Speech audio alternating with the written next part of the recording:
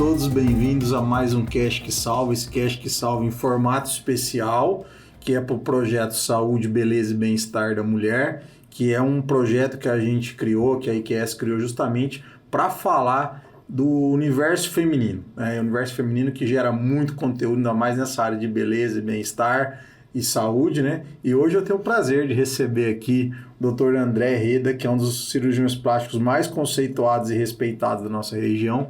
Doutor, obrigado pela tua presença aqui. Eu que agradeço, o prazer é meu. Estou muito feliz de você estar aqui com a gente, de poder levar conteúdo para as mulheres. Opa. Você que domina esse assunto aí, que já, né, doutor, já deixou não sei quantas mulheres aí já felizes, né, com um novo corpo, com o sonho que elas queriam tanto, né? Eu acho que é fundamental e vai ser um bate-papo bem legal. Doutor, eu gostaria que você se apresentasse, falasse para as pessoas que estão nos seguindo um pouquinho de você, como é que você fez medicina, depois como é que você foi para esse lado da cirurgia plástica, contasse um pouquinho de você, tá bom? Eu entrei na faculdade em 95, né? Uhum. Eu não tenho nenhum médico na família próximo. E você foi o primeiro? Fui. Tem alguns primos, assim, mas não são de um contato diário, não. Entendi. E fui na área mais por influência também de amigos que minha família tinha, que meus pais tinham, e acabei indo para medicina. Mas desde o começo eu não queria nada que eu ficasse o dia todo sentado, que ficasse atrás de mesa o tempo todo. Eu sempre queria alguma coisa cirúrgica. Não muito na parte de consulta. Exato. Ficar só aquilo ali o tempo todo não me agradava muito. Entendi. Então, eu sempre já fui virado para o lado da cirurgia mesmo. E depois, no decorrer da faculdade, lá em Catanduva existe a parte da cirurgia plástica é bem forte, por causa do centro de queimados e tudo mais. O doutor fez FAMECA, então. É isso. Tá. E aí é que eu acabei enveredando mesmo por esse lado. Que foi para passar... Aí, doutor, é legal as pessoas saberem que antes de fazer a cirurgia plástica, o médico tem que passar pela cirurgia geral. Isso, são 2 anos de cirurgia geral primeiro e depois a cirurgia plástica. Aí depois mais quantos anos de cirurgia plástica? 2 anos de cirurgia geral e depois 3 de cirurgia plástica. Ou seja... Mais 5 depois da faculdade. Ou seja, um cirurgião plástico demora 11 anos estudando. Isso. É isso, exatamente. Né? Então, quer dizer, não é uma carreira fácil, né? Não, porque, não é não. Porque, primeiro, quando você se forma, você ainda vai fazer cirurgia geral e depois você faz a cirurgia plástica, né? Isso, exatamente. E onde é que o doutor fez a plástica? Aí, depois da faculdade, eu fiz a geral lá em Catanduva mesmo. Tá. E depois eu fui para Campinas e fiz plástica lá na Unicamp. Na Unicamp. Isso. Doutor, bom, currículo diferenciado, né? Porque a FAMECA é uma faculdade muito conceituada. Sim, aqui, tradicional. Na nossa tradicional, uma faculdade antiga, né? Muitos bons médicos formados lá. E depois você foi para a Unicamp, então. Sim. Que legal, que top, doutor. Poxa, legal mesmo. Doutor, e fala um pouquinho como é que foi assim, você é Rio Pretense, ou você veio morar aqui, como é que é a sua história com o Rio Preto? Já nasceu aqui ou veio para cá? Como é que é isso? Na verdade, eu sou natural de Bauru, tá. Mas a família dos meus pais é daqui. Então, moraram fora por um tempo, mas depois voltaram para cá. E aí eu acabei voltando por conta disso. Porque quando você estava lá na Unicamp, você tinha chance de escolher qualquer lugar para ir. Tinha teoricamente, outras oportunidades lá em Campinas mesmo. Ou Bauru, que fosse, né? Mas acabei voltando porque meus pais estão aqui. E como é que foi a escolha da cirurgia plástica? Como é que você teve essa... Antes de quando você terminou a faculdade, você já optou por cirurgia plástica? Ou depois que você terminou a cirurgia geral, você fez a opção? Ou você já sabia, quando você terminou a faculdade, você já tinha em mente de ser cirurgião plástico? Não, a entrada na cirurgia geral já foi para passar depois para a cirurgia plástica. Entendi. Já estava definido. E o que você sentiu que você queria ser cirurgião plástico? Esse gosto foi a partir... se eu não me engano, do 3º, 4º ano de faculdade, que foi a época que a gente começava a ter contato com as especialidades mesmo, né? A gente entra com uma ideia da faculdade de medicina e que ela muda totalmente depois no decorrer do curso, né? No começo, principalmente, um monte de matéria teórica que não tem nada a ver com o dia a dia mesmo de médico, né?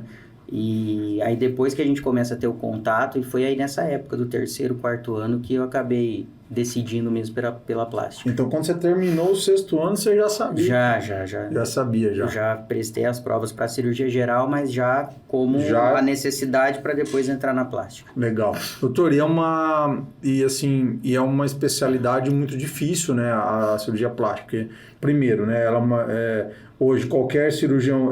hoje tem algumas áreas da medicina que algumas pessoas, teoricamente, entram sem ser especialistas, né? Sim. Dão uma pescadinha ali e até se a pessoa não se intitular um especialista, tudo bem, o CFM não incomoda. Mas na cirurgia plástica, isso é praticamente impossível, porque tem que ser cirurgião plástico, né? E quer dizer, também existe as pessoas estão muito mais cientes disso, né? Então não é fácil fazer uma especialidade dessa, né? Não, a especialidade é difícil, é uma especialidade complexa, é uma especialidade muito ampla, né? As pessoas às vezes enxergam só a parte estética, mas tem muitas outras coisas, né? Tanto dentro da estética como dentro da parte reparadora também. E tem também essa questão de essas invasões aí, até por não médicos, né? Isso que é o pior, na verdade. Sim. Porque isso aí é que aí as pessoas estão sujeitas a um risco muito grande, né? Com certeza. De fazer procedimentos sem ser um médico, né? Sim. Infelizmente. Que a gente acaba vendo, às vezes, complicação que a pessoa faz o procedimento, mas depois não sabe. A complicação ela pode acontecer em qualquer procedimento que você faça, mas você tem que saber tratar, né? Saber resolver, né? Saber resolver o problema. E aí um médico ele está muito mais qualificado para esse tipo de resolução do que um não médico, né? Muitas vezes o outro profissional ele não tem nem ideia de como tratar depois. Nossa, e tem acontecido problema, doutor? Aparece no seu consultório? Aparece, de vez em quando aparece alguma sequela aí de algum procedimento mal feito por aí. Nossa.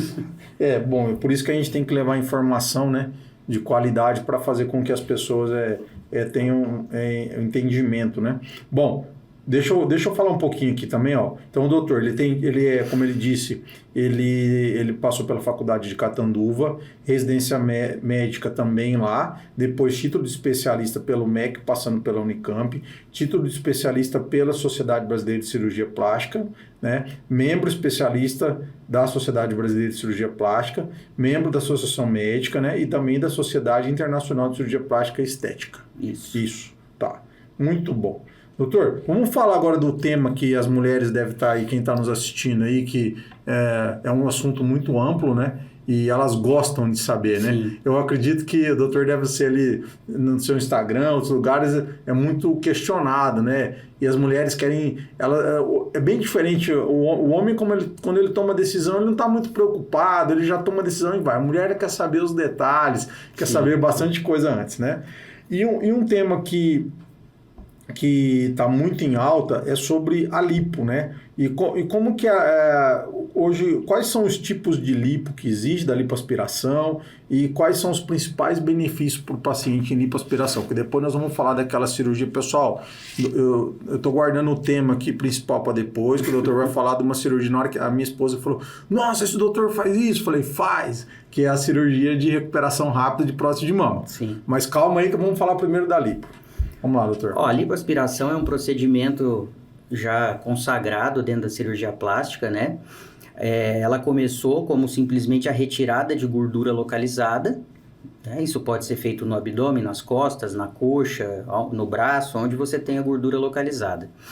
E nos últimos anos a gente viu uma evolução muito grande da lipo, uma coisa que assim não se via há algum tempo, que foi o surgimento agora das lipos de definição. Tá. Então, aquele paciente que já faz um exercício, que já tem um peso adequado, mas que quer ficar com aquele corpo mais atlético, quer aparecer mais, definir mais a musculatura. Então, é isso que a lipo de definição, a lipo HD agora vem trazer pra gente, né? Para realçar os contornos da musculatura, não só na parte abdominal, mas na parte de braço, de ombro, de costas e coxa também. Dá para fazer, tipo, no braço? Dá. E agora, nós já temos a evolução da lipo de definição, que é a chamada lipo de Ultra HD, e que a gente pega a própria gordura que a gente retirou desse paciente e usando um ultrassom, a gente coloca ela dentro do músculo que a gente quer deixar maior. Sim, isso também é possível. É possível.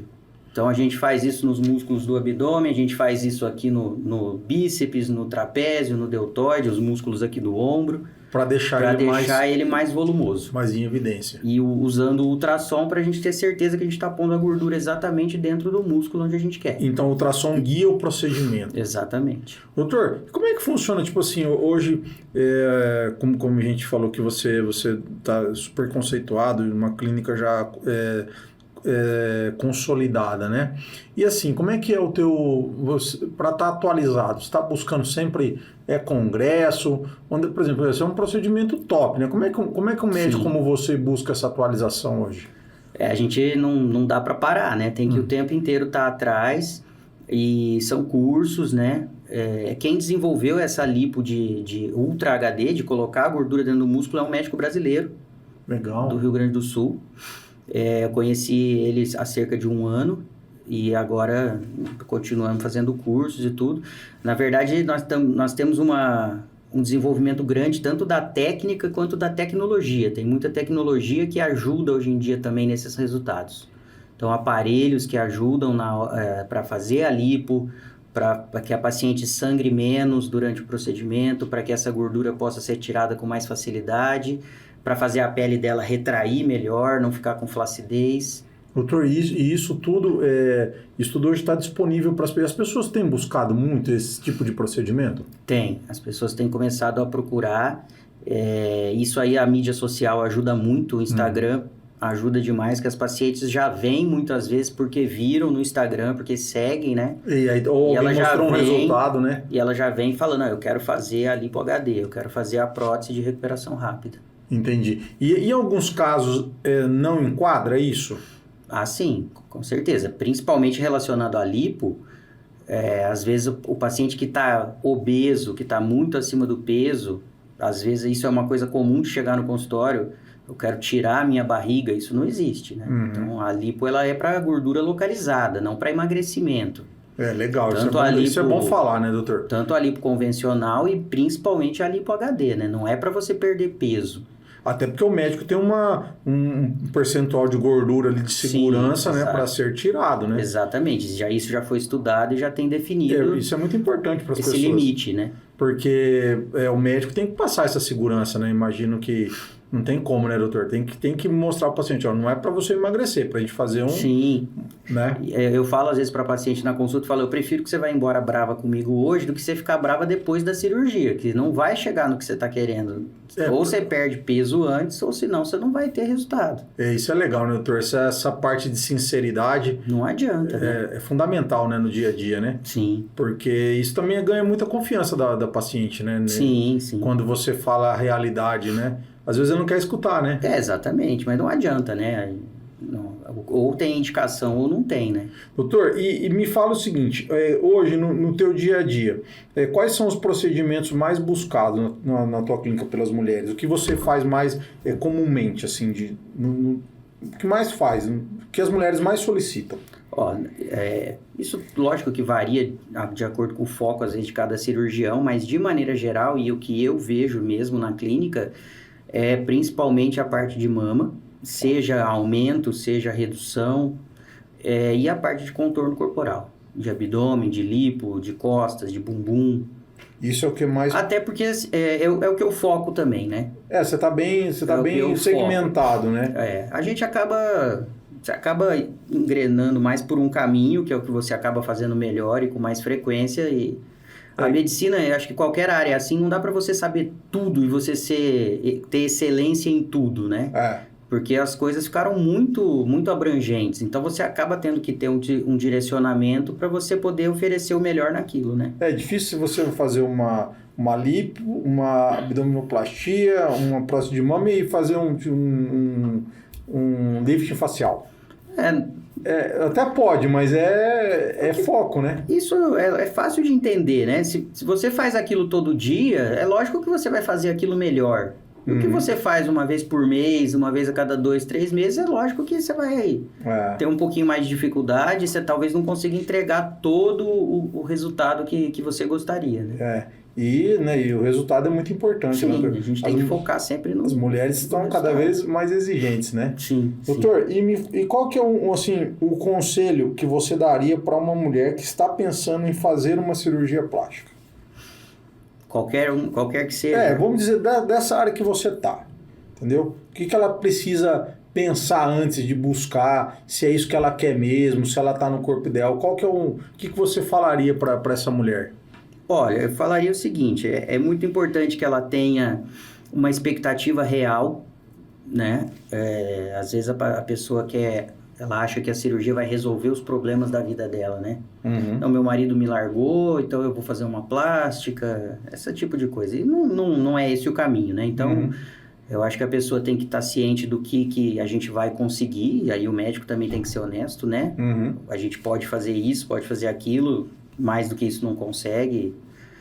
E se programar, né? Porque apesar de ser plástica, antes de tudo é cirurgia. Então você vai ter que ter algum tipo de limitação, você vai ter que se privar de algumas coisas, né? Ter todo esse preparo para poder fazer um pós-operatório também adequado, né? Que é fundamental, né, doutor? Sim. Faz, assim, o pós-operatório, ele é parte fundamental da cirurgia, né? Tem algumas coisas que você tem que se organizar, né? Não tem jeito. E muitas vezes, se a pessoa não cuida disso, ela pode ter problema, né? Pode atrapalhar o resultado. Doutor, por mais que as técnicas estejam melhorando muito esse aspecto. De quando eu comecei para hoje, a gente pede muito menos coisa de restrição para as pacientes. Cada vez vai ficando menos restritivo, digamos assim, esse pós-operatório. Mas não dá para você sair no dia seguinte como se nada tivesse... mas precisa de ter cuidado, né? Tem que ter essa programação, né? Legal. Doutor, vamos falar um pouquinho então dessa prótese de mama de recuperação rápida, a chamada R24R, é isso, né? Isso. Como é que ela difere das outras técnicas de aumento de mama? Quais são os principais benefícios para o paciente? E onde que essa técnica ela enquadra? Se ela enquadra para todas as pacientes ou ela tem ou não, é para um específico nicho de paciente? Eu acho que é um assunto bem legal de falar. Na verdade, a técnica em si, ela já existe há muitos anos. O R24R é uma padronização que foi criada por outro médico brasileiro. A cirurgia plástica do Brasil sempre de ponta. Ele atua lá em Camboriú. Uhum. E ele pegou essa técnica. O principal da técnica é o local de colocação da prótese. Que tradicionalmente a prótese é colocada por cima do músculo peitoral, né? Você tem a pele, a camada de gordura, a glândula mamária, e aí já colocaria a prótese, que a gente chama de subglandular. Tá. Só que nesse plano a prótese fica mais solta, ela pesa na pele, ela tem aquele repouso mais prolongado. Então esse colega brasileiro, ele pegou... essa colocação que a gente chama do dual plane, que a maior parte fica abaixo do músculo e um pedacinho fica acima, e ele padronizou essa maneira de colocar anestesia, medicação pré e pós-operatória, os cuidados durante a cirurgia para não ter sangramento, para ter a manipulação mínima dos tecidos, um instrumental próprio para fazer isso tudo, e ele deu o nome de R24R e difundiu a técnica no Brasil e fora do Brasil. Legal. E, na verdade, a recuperação mais rápida, ela é mais um detalhe, ela talvez não seja nem o principal, porque a técnica, ela permite que a gente deixe uma prótese mais presa pela própria musculatura da paciente, então é uma mama que fica mais firme, ela tem vamos dizer, uma durabilidade, o resultado vai durar por mais tempo, você Legal, diminui o risco de algumas complicações e, além de tudo, você permite que a mulher recupere muito mais rápido. Então, no mesmo dia, ou no dia seguinte, ela pode erguer os braços, lavar o cabelo, dirigir, pegar pequenos pesos, praticamente a vida quase que normal, né? Que legal, doutor. Assim, você já tem bastante casos dessa prótese? Tem. De prótese. E é muito legal o resultado? É muito bacana.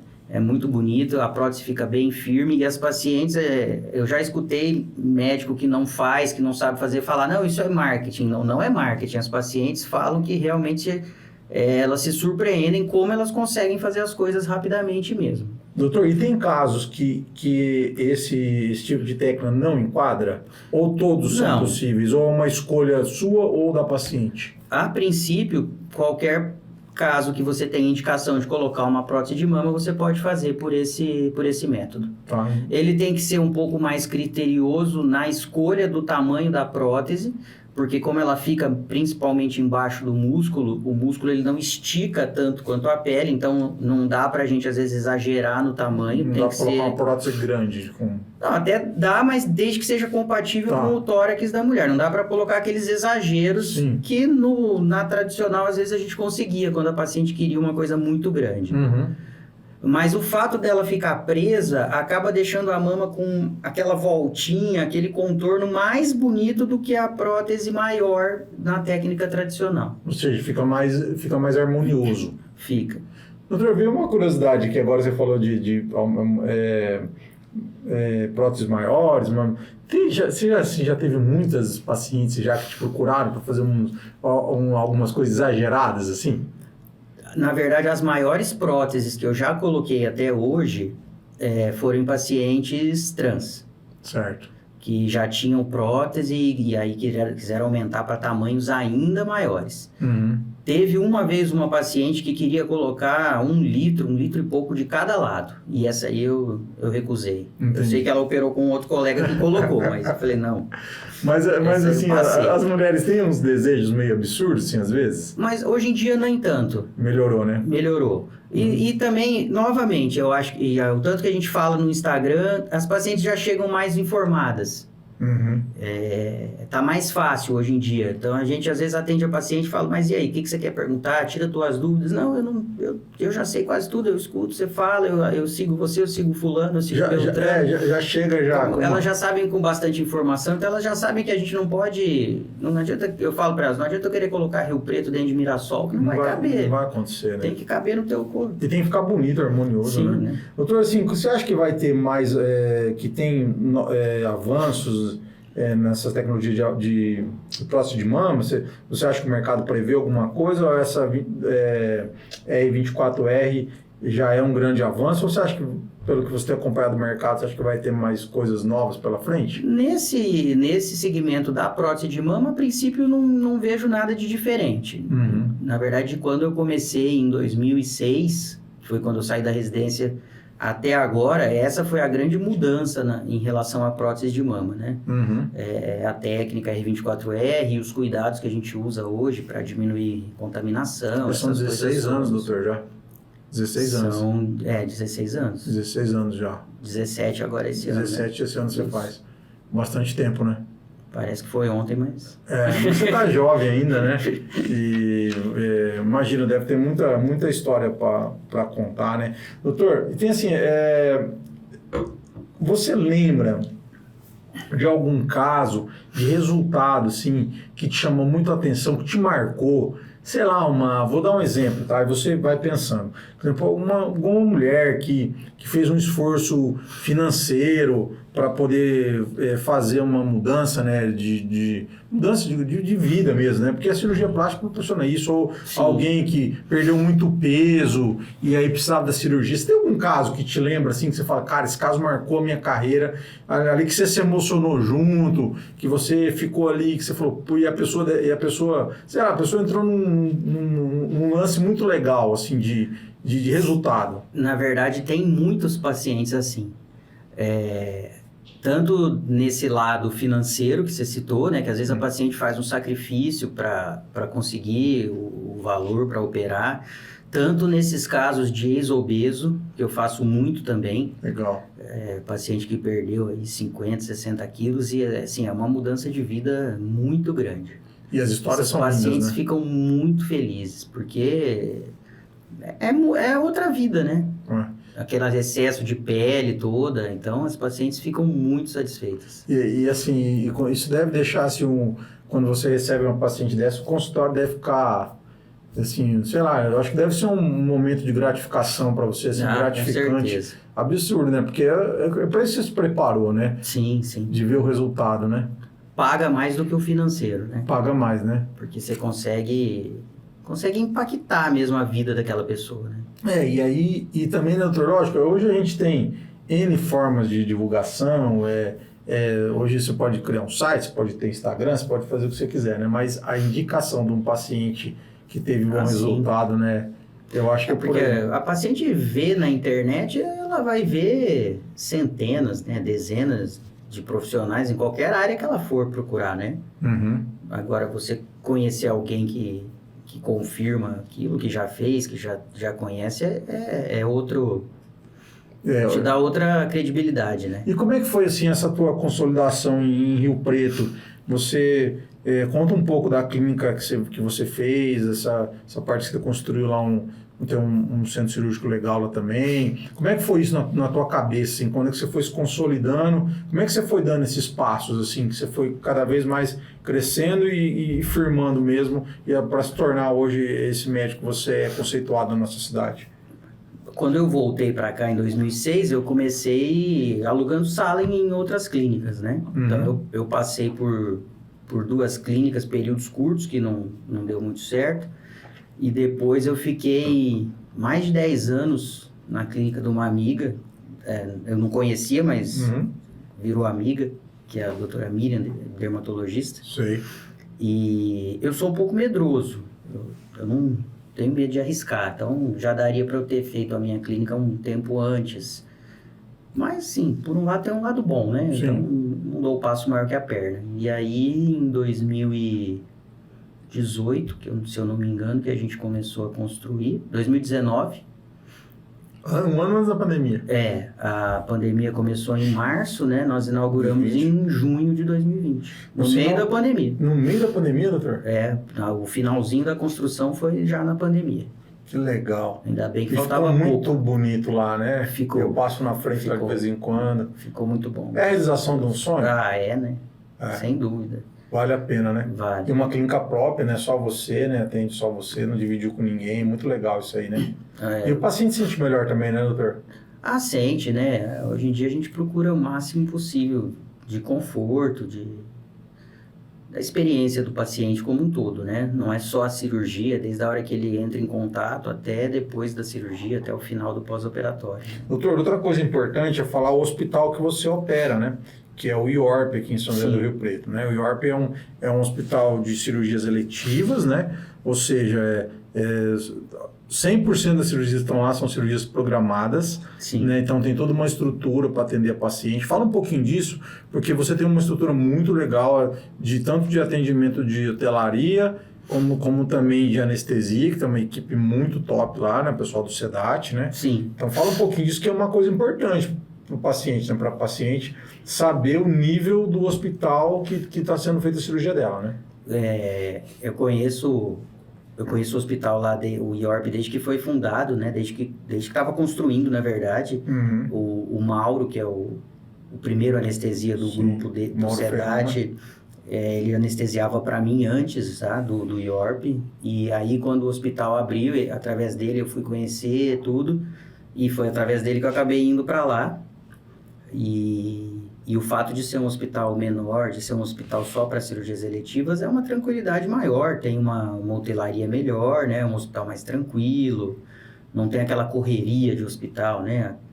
Aquele tratamento sempre mais frio, né? Vamos dizer assim, porque tem muito paciente, tem muita gente. Então, lá às vezes misturar com doença, né? Sim, então tem essa vantagem na parte de prevenção de infecção, essas coisas, que o índice lá é bem menor.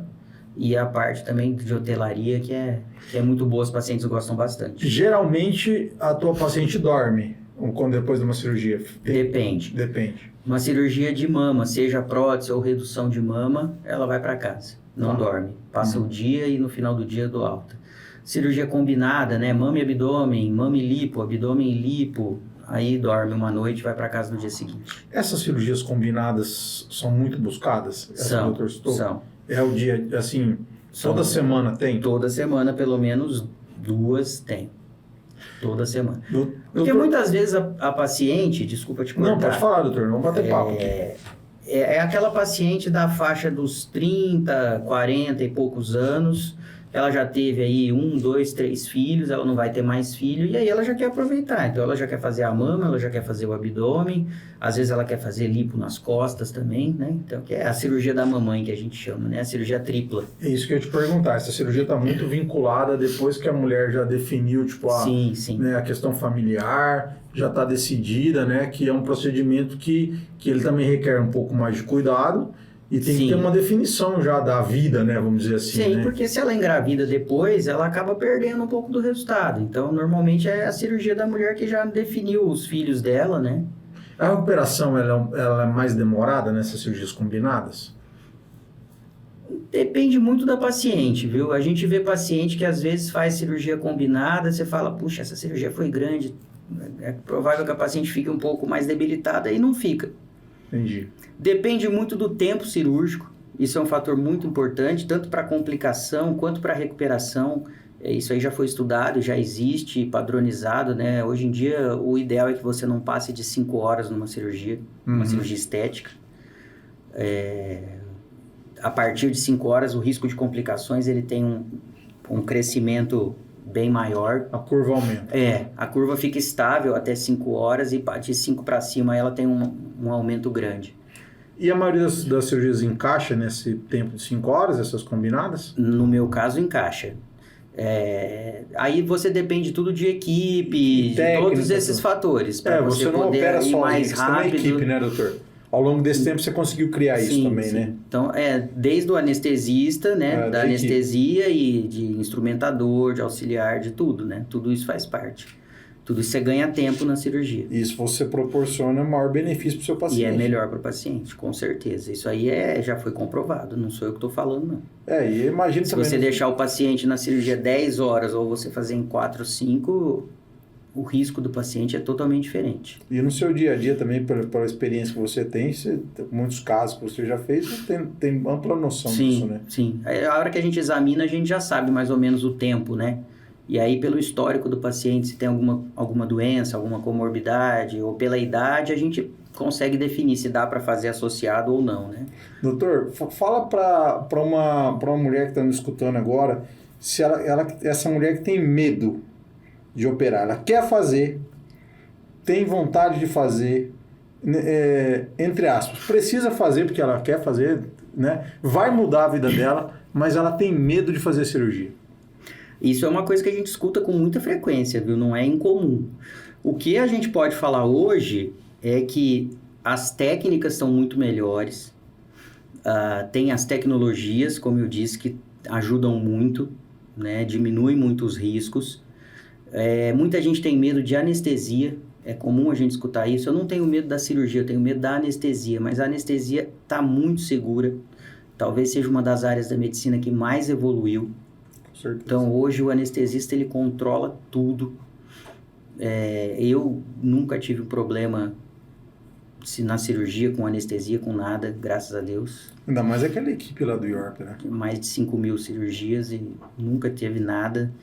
E então, assim, é lógico, é normal, né? Você sentir uma ansiedade, sentir um medo de cirurgia, eu acho que é comum, é normal, mas eu acho que é importante você ir lá, conversar com o médico, sentir confiança. Sim. Risco existe, não adianta a gente falar que não. A gente tem que fazer tudo para tentar deixar ele o menor possível. E se acontece alguma coisa também, a confiança do paciente de que o médico está junto, né? Não, isso aí, doutor. Eu acho que você falou uma coisa muito legal, do paciente ir conversar com o médico, sentir confiança, o trabalho dele, né? Ali você tem alguns resultados que podem ser vistos. Geralmente, essas mulheres já viram o resultado de outras amigas, né? Você tem um amplo conhecimento disso, né? Mas vai lá sentir a confiança, né? Com o profissional. Não adianta procurar só preço. Né? Se você não confiou antes de operar, como é que você vai confiar se tiver um problema depois? Então você tem que confiar, porque é quem vai cuidar de você, né? E assim, né, doutor? Com relação até ao custo, existe uma coisa mínima aí dentro disso, né? Que é um hospital bom, é um médico qualificado, né? Não tem como ser barato, né? Você oferecer uma coisa de qualidade, né? De usar o que tem de mais moderno, e isso tem custo, né? Não tem como. Com certeza. Você pega esses aparelhos aí, são aparelhos de 500, 600 mil cada um. Você pega um hospital, ele tem um custo para você servir uma refeição legal, para você ficar num quarto bacana, tudo isso custa, né? Não tem jeito. É um hospital qualificado, né? Que a pessoa vai se sentir bem, para você ter um equipamento de anestesia novo, bom, então tudo isso vai custar, não tem o que fazer, né? Só que aí ela tem que se preparar, planejar. Sim, o preparo financeiro faz parte desse preparo todo, né? E, doutor, e é interessante que às vezes, né, a gente escuta várias histórias, você já deve ter escutado, às vezes a pessoa fala, eu quero trocar de casa, trocar de carro, né? Mas não está se sentindo bem com o corpo, né? O que vale, né? A gente, de repente, optar por um bem material, né? E, de repente, deixar de cuidar da gente, né? Esse eu acho que é o teu dia a dia, né? Porque eu acho que se a pessoa cuidar dela, ela sentir bem, com a autoestima elevada, ela compra quantos carros ela quiser. Né? Eu acho que a pessoa tem que ver o que está incomodando mais, né? Porque a cirurgia plástica, nessa parte estética, ela tem que ser feita para a pessoa, né? E não para o marido, para o vizinho, para outra. Ela tem que ser feita só para ela, né? Então, se aquilo está incomodando mais do que o carro, faz a cirurgia. Tem que fazer a cirurgia, né, doutor? É isso aí. Doutor, sempre as pessoas que vêm aqui, você viu, nós já estamos, quanto tempo já está conversando aí, Vitor? 35 minutos. Nossa, eu falo, o papo vai embora, né, doutor?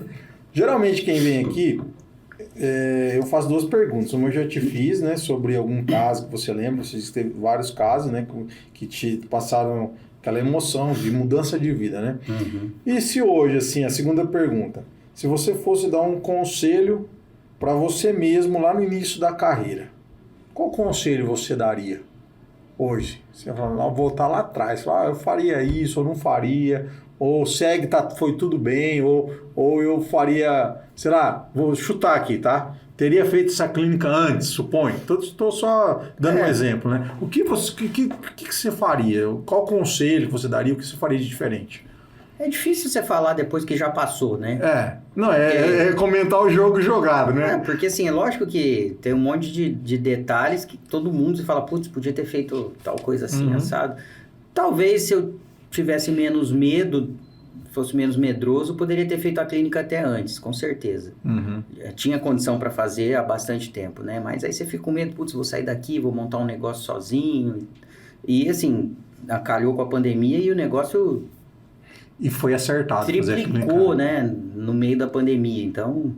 Doutor, até para quem... Eu já tinha muito movimento, mas a pandemia foi... É um tema que às vezes eu gravo para mim também, o doutor sabe, a gente tem uma agência de marketing médico, digital. Assim, qual o conselho que você daria para um médico que ele está começando agora, porque para ele poder se consolidar na carreira, né? Porque eu acho que o mais difícil é o médico consolidar. E nem sempre ter um Instagram bombástico significa consolidação, né? Sim. Então, quer dizer, eu trabalho com marketing, eu acredito muito na qualidade da carteira de clientes do médico. Tanto é que eu realizo alguns trabalhos aqui da gente focar isso, entendeu? De cuidar de quem já foi seu paciente, porque essa pessoa que foi seu paciente, ela confia em você, né? Ela pagou para você, ela acreditou em você, e muitas vezes eu vejo o médico tão preocupado com o novo paciente e não cuidando do que já confiou, que esse que confiou ele pode te indicar, e a gente sabe que a indicação ela é muito forte em qualquer coisa, né? Supõe que a gente é amigo, doutor Renato, qual que é o restaurante bom? Aquele lá, doutor. Pô, o Renato me indicou falando naquele restaurante. A indicação funciona. O que você daria de conselho para um cara que está terminou agora a residência de cirurgia plástica? E só o que você falou, você manter o paciente é muito mais barato do que você conseguir um novo. Com certeza, fundamental. É que na nossa área, a paciente não faz plástica todo ano, né? Tem umas até que faz recorrente, mas não é o comum. Agora, um paciente de um clínico, por exemplo, se ele conseguir manter o paciente fica a vida toda. No caso do plástico, eu acredito muito nessa indicação. A indicação, sim. De você tratar bem, de você se manter à disposição. Você quer vir, quer dar uma olhada aqui, vamos fazer uma revisão, quer dizer, a pessoa se sente confortável e indica sim. Né, para as pessoas, né? Mas eu acho que é o básico desde lá de antigamente. Primeiro, você não querer cortar caminho fazendo curso de fim de semana, você se preparar direito. Não adianta querer vir para Rio Preto fazendo cursinho, eu fiz o cursinho de tal coisa. Não, tem que fazer residência direitinho, tem que se capacitar seriamente e atender o paciente da melhor maneira possível. Pensa se fosse a tua mãe que estivesse lá, se ela estivesse atendendo, a tua irmã, como é que você queria que ela fosse atendida, né? É isso aí, eu acho que é um excelente conselho. O médico hoje em dia ele fica preso muitas vezes a preço baixo de convênio, de consulta, então ele tem que atender um monte de consulta para poder fazer um número que dá depois algum rendimento, alguma coisa, e isso acaba, o atendimento perde totalmente a qualidade, né? Doutor, quando você entrou para cirurgia plástica lá atrás, você já sabia que a maioria dos seus pacientes seriam particulares, certo? Sim. Como é que foi isso para você, assim, de saber, de entrar num mercado como esse, queria demorar um pouco ali até as coisas começarem a acontecer, mas que vale a pena, né? Hoje eu tenho falado com muitos médicos, como você disse, a gente tem feito algumas contas, né, no que um convênio paga, não na sua área, mas que hoje praticamente não existe nenhum cirurgião plástico que opere por convênio, né? Sim. Mas, tipo assim, a gente observa que eles não conseguem fazer essa migração, né? E você já teve essa visão lá de trás. Você sabia que você ia enfrentar um mercado que você dependia do cliente particular. Como é que foi isso para você na tua mente? Porque isso não era fácil lá, não é fácil hoje, essa decisão. Sim. Não é fácil ainda. Mas, na verdade, quando a gente escolhe a especialidade, eu acho que a gente não pensa nisso. Pelo menos eu não pensava. Se ia ser fácil o paciente vir, se não ia, se ia ser do convênio ou não. Entendi. Você já sabia que era que existia uma dificuldade da especialidade. Eu sabia que eu ia ter a dificuldade da especialidade, a dificuldade de, quando eu voltei para cá, de não ter pai médico, irmão médico, ninguém que pudesse abrir algumas portas, né? Que isso faz uma diferença enorme, ajuda muito. Mas a gente não aprende nada dessa parte de finança na faculdade. Então a gente sai sem saber muita coisa disso. E como é que foi esse início para você? Tipo, sabendo que você estava vindo para uma cidade como Rio Preto, que você não era filho de médico, assim, e você olha pro lá para trás e fala, porra, eu venci? Ah, sem dúvida, né? No começo fazia um monte de plantão aí, nas cidadezinhas ao redor, plantão de clínica mesmo, né? Sim, para poder ter a renda, né? Para manter, fiz isso durante algum tempo, e aí aos pouquinhos o consultório vai começando, né? É natural esse processo do consultório ali, no início, né? Sim, eu acho que talvez tem gente que seja mais lento, tem gente que seja mais rápido, depende se você já está aqui, fez residência aqui, já conhece um monte de gente, talvez isso adiante um pouco as coisas, né? Como eu morei fora há 11 anos, vim para cá assim, sem ter muito ajuda, digamos assim, sim. Então acabou sendo um pouquinho mais difícil, mas valeu a pena. Mas graças a Deus deu certo. Que bom, doutor. Não, fico muito feliz porque são essas histórias que motivam, né, as pessoas que fazem, né, e a gente relembrar também vale a pena, né? Não, eu acho que é legal, isso faz a gente dar valor nas coisas, né, no que você consegue, no que você constrói, né? É isso que eu tento ensinar pro meu moleque. É isso aí, acho que passar isso pros filhos é fundamental. Depois de quantos anos assim que você estava na cirurgia plástica, você olhou e falou assim, cara, deu certo mesmo. O negócio andou. Que a coisa começou a engrenar mesmo, que aí eu não fazia mais plantão de nada, era só consultório mesmo. Depois de uns 5 anos. Legal. 2011, 2010 pra frente. 2010 já tava começando a rodar sozinho. 4, 5 anos. E muito investimento, né, doutor, na carreira. Tem que fazer investimento, né? Isso, sim. Um médico hoje, para ele se consolidar, ele tem que investir muito na carreira, muito tempo investindo. Não dá para parar de investir, né? Não tem como parar de investir, porque surgem coisas novas, aí se você ficar para trás... E hoje em dia não tem mais aquela dificuldade das pessoas ficarem sabendo das coisas, né? Hoje em dia o negócio surgiu, todo mundo tá sabendo no outro dia. E é o time, né? É tempo real, não tem mais aquela dificuldade, a coisa chegava depois de algum tempo, agora não tem mais nada disso, né? Um global que opera alguma coisa lá tá no dia seguinte tá todo mundo sabendo, né? Todo mundo sabe, então tem que ficar sempre de olho aí no que tá acontecendo e filtrar, né? Tentar ver o que vale a pena, o que não vale. Como em outras áreas, a plástica tem também aquelas coisas às vezes de moda, né? Nossa, vai fazer agora tudo daquele jeito, aí você vê que daqui a pouco passa um pouco e não era bem aquilo. e vendo o que realmente vale a pena, né? Mas alguns procedimentos realmente são consagrados. Eu já tinha ouvido muito falar dessa R24R, que realmente ela é uma cirurgia muito diferenciada. É muito bacana, sim. O resultado... O resultado é muito top e as pacientes, elas até se assustam que realmente elas fazem as coisas mesmo no dia seguinte. Não tem problema mesmo. Pode fazer, pode erguer o braço, pode dirigir, que não dá problema nenhum. Isso é bom, né, doutor? Até por conta do resultado, né? Da pessoa também se sentir mais livre ali, né? Hoje em dia é difícil quem também pode parar, né? A correria, todo mundo vive nessa correria danada. Então é difícil você falar assim, não, você vai ficar um mês sem dirigir, 15 dias sem dirigir. É duro, né? E doutor, a gente estava comentando, até o senhor também chegou a falar, aquele efeito pandemia, né? Eu nunca imaginei, para te falar a verdade, que no meio de uma pandemia houvesse uma busca assim tão grande, por exemplo, como cirurgias plásticas, gente comprando imóvel, carro reformando casa.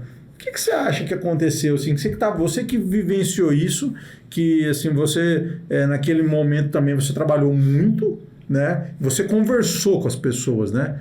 Por que essas pessoas falaram, cara, no meio da pandemia eu vou fazer uma cirurgia plástica? Na verdade, é uma coisa que ninguém esperava, né? A gente também não esperava, pelo contrário, né? Na minha cabeça, pelo menos, a cirurgia plástica seria muito afetada. Falei, bom, agora vai todo mundo ter que ficar em casa, vai parar de ganhar, ninguém mais vai operar. E foi o contrário, né? Na verdade, as pessoas tiveram que parar de... cancela a viagem, cancela isso, vou ficar dentro de casa. E aí acabaram aproveitando. Às vezes estava esperando uma oportunidade para operar. Teve muita gente que falou em determinado momento, não, eu quero operar agora porque daqui a pouco a pandemia vai acabar, eu vou ter que voltar a trabalhar, então eu já vou aproveitar. Legal. E o negócio veio de uma vez, né? Então não deu nem tempo da gente pensar muito sobre o que estava acontecendo. Doutor, foi o período que você mais trabalhou? Tipo assim, ao longo da carreira ali, concentrado, né? Foi. Concentração de dias ali, né? Na verdade foi. Eu não sei afirmar com certeza se é só a pandemia.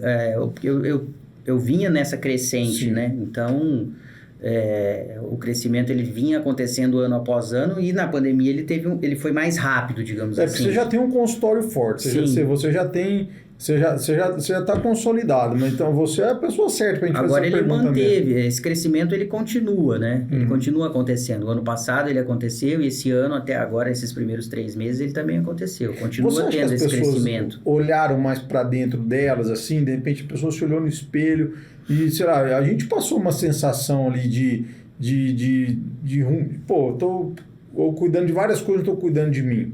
Eu quase morri na pandemia, que eu fiquei 27 dias internado. Eu mudei minha vida, porque eu cruzei com a morte, de fato, entendeu?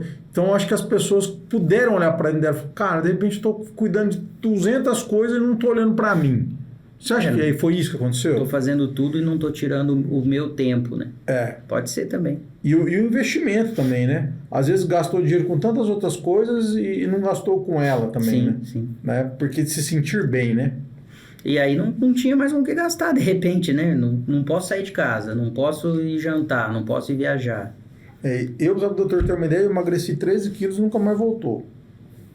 Meu peso. Eu falei, não vou fazer voltar esse peso. Entendeu? Então, quer dizer, a minha vida mudou, entendeu? E assim, em termos de tudo. Porque, na verdade, para mim ainda foi pior do que para a maioria das pessoas, né? Mas eu acho que isso fez sentido na vida. Eu acho que houve uma mudança... assim, de mentalidade. A pessoa, ela começou a pensar e falar, pô, de repente eu tô achando que tá tudo certo e aí vem um negócio e eu posso morrer daqui uma semana. Cara, porque assim, então, ou eu me preocupo agora e faço as coisas que valem a pena, né, que eu tenho que fazer, porque daqui a pouco eu posso pegar o Covid aí. Porque quando eu tava no hospital, nos piores momentos, eu falei, cara, quanta coisa eu larguei pra trás, que eu ter feito e não fiz, entendeu? Deixei de fazer porque não arrumava tempo. Entendeu? E aí, muitas vezes, é lógico, tem a questão financeira que é importante, mas a gente sabe, né? Digamos assim, uma pessoa que tem condição, não estou falando da maioria da população, mas quem está dentro daquela classe que você opera, que você sabe que tem condição financeira, se a pessoa se planejar, ela consegue. Sim. Né? Não estou dizendo para a maioria dos brasileiros, mas estou dizendo, né, a gente está aqui falando de uma cirurgia eletiva, de algo né, particular, quer dizer, outro público, né? Não estamos desprezando ninguém, a gente só está colocando dentro desse segmento. Eu acho que dentro desse segmento, dentro desse público-alvo, se a pessoa se planejar, ela faz, né? Acho que o teu dia a dia... Mas eu acho que é uma coisa assim própria do ser humano, né? A gente vai meio que naquela correria, naquela loucura do dia a dia e você acaba não conseguindo tirar esse tempo, né? Porque não é uma coisa... Às vezes não é uma coisa que você não acha o tempo para aquilo, né? Eu não tinha o foco, né? Eu quero, mas assim, putz, eu tenho que fazer tal coisa, eu tenho que trabalhar, tenho que ir ali, tenho que fazer isso, aquilo. Então, você acaba não focando e aí você não acha o tempo, né? É verdade. E aí o resultado não vem, né? Muito legal. Bom, doutor, obrigado por você ter vindo aqui. Eu que agradeço. Foi um bate-papo muito legal. Falar com um médico experiente, né? E que tem muito resultado sempre é muito bom. A gente poder levar informação para as pessoas... É uma coisa que a gente frisa muito aqui, sabe, no nosso trabalho, é que as pessoas procurem profissionais qualificados, né?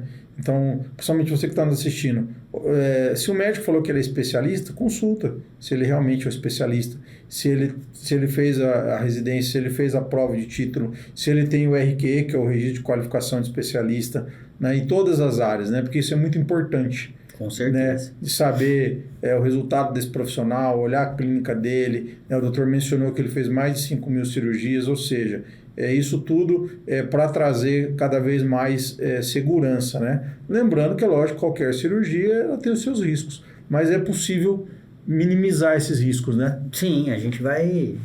a experiência vai ajudando nisso, né? É isso aí. Doutor, obrigado. Pessoal, então hoje... Falei aqui com o Dr. André Reda, cirurgião plástico aqui em São José do Rio Preto, um dos médicos mais conceituados aqui em Rio Preto e região, aqui no nosso Noroeste Paulista. Depois nós vamos deixar o Instagram dele aqui para vocês. Doutor, obrigado. Eu que agradeço. Até a próxima. E nós vamos se encontrar lá no Iguatemi. O doutor vai estar lá com a gente. Não sei se vocês vão ver esse vídeo antes ou depois, que também vai ter o vídeo de lá.